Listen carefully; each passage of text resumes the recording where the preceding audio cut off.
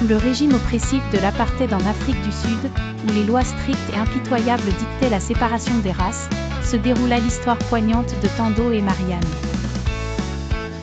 Tous deux vivaient dans la même ville vibrante, un microcosme coloré marqué par les tensions raciales et les lois injustes de l'époque.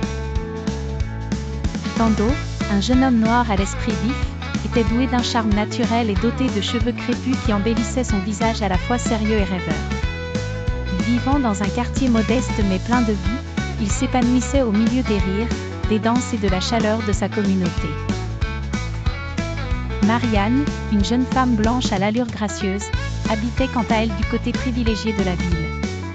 Elle était passionnée par les livres et la poésie, sa chambre remplie d'histoires échappatoires au monde froid de sa réalité quotidienne. Malgré les conventions de son milieu, son esprit curieux la poussait à questionner les normes établies.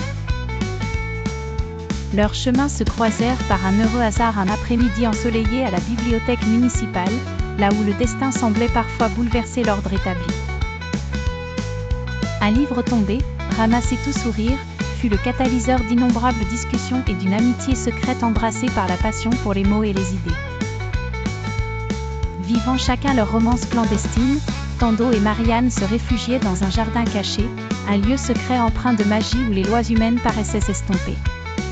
C'est là qu'ils échangèrent leur premier baiser, protégés par les grands arbres et abrités par la complicité de la nature. Cependant, le monde extérieur demeurait hostile et dangereux pour leur amour interdit.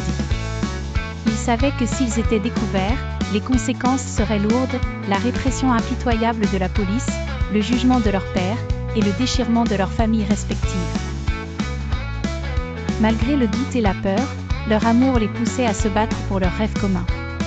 Ils projetaient secrètement de fuir vers une terre où leur amour pourrait fleurir sans entrave.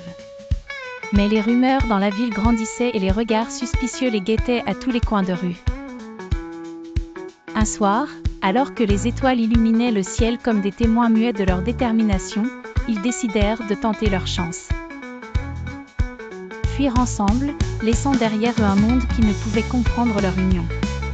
C'était une nuit d'espoir, de larmes et d'adieux silencieux à tout ce qu'ils avaient connu. Finalement, l'amour du jeune couple triompha des chaînes de l'apartheid, mais non sans sacrifice. Leur fuite les mena vers une liberté durement acquise, marquée par la douleur de l'exil et l'absence de ceux qu'ils aimaient.